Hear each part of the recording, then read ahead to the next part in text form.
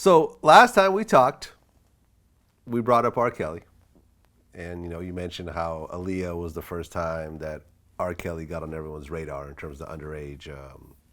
For me and for I people think I know. pretty much everybody, yeah.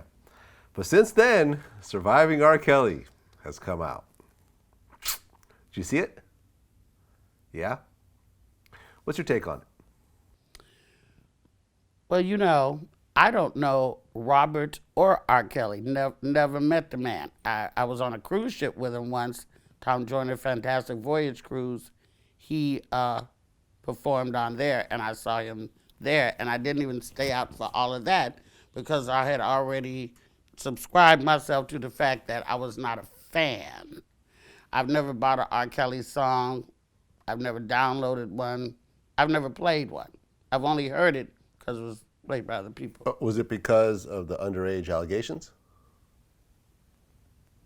Yeah. Okay. Yeah, it was because of that. Because God knows he made great music. Damn it. I mean, we can't lie about that.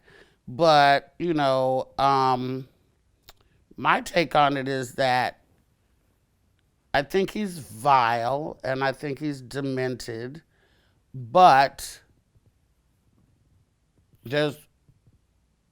he's the person that they're choosing to crucify now, and rightfully so. But he's in a group of hundreds of disgusting, vile motherfuckers in the music industry and beyond.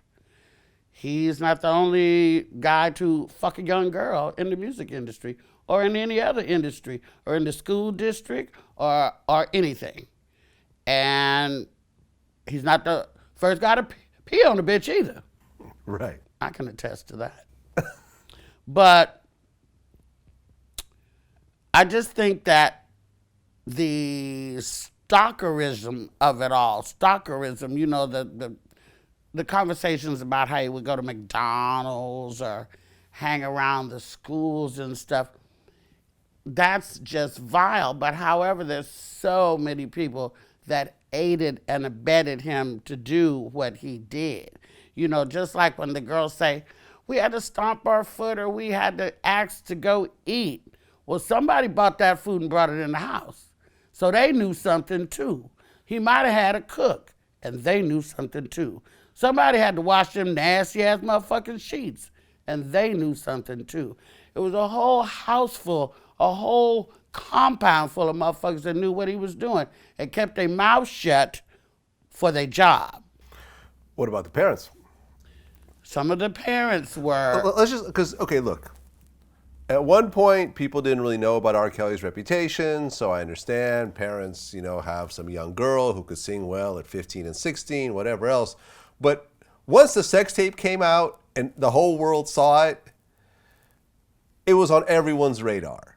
So at that point, knowing that, why would you, as a parent, bring a young girl to R. Kelly?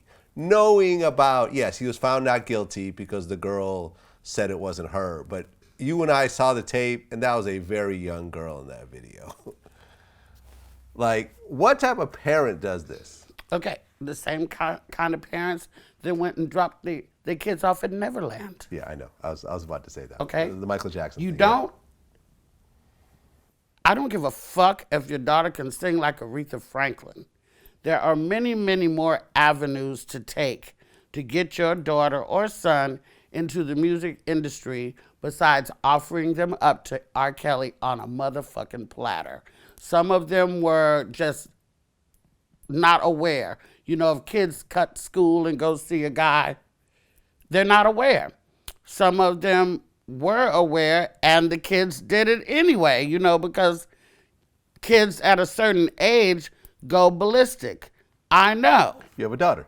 Right, barely. I wanted to choke her ass today. How old is she? I wanted to choke her yesterday too. How old is your Now daughter? she's 23 now. Okay, so... But she's still in that bullshit a little bit. And I love my daughter with everything.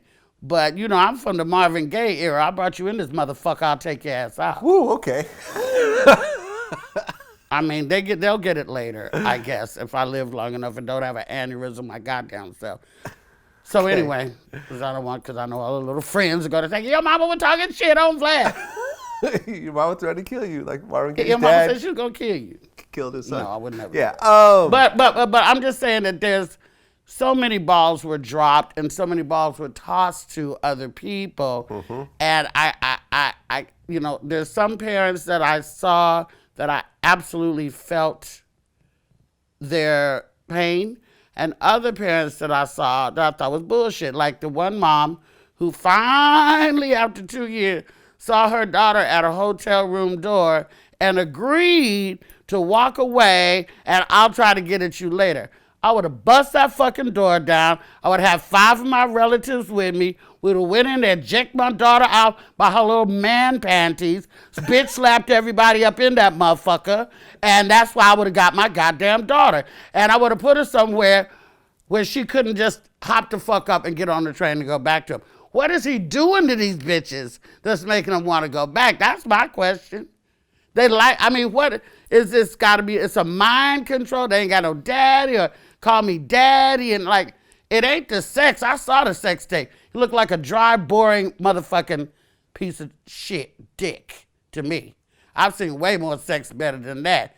It was boring. You see him get his dick sucked? He wasn't even paying attention. He fucking had his arms folded. This bitch was putting in work, or trying to. And he wasn't even, it's because it ain't about the bitches. Want to talk about the boys? You know what's interesting is I actually looked into the whole story a little bit, and I saw some interviews by it was a Chicago writer who actually got the sex tape himself. You know, he's the one. He's the one. He's the one. It came in the mail. He got it, and then he sent it to the police, and then started checking.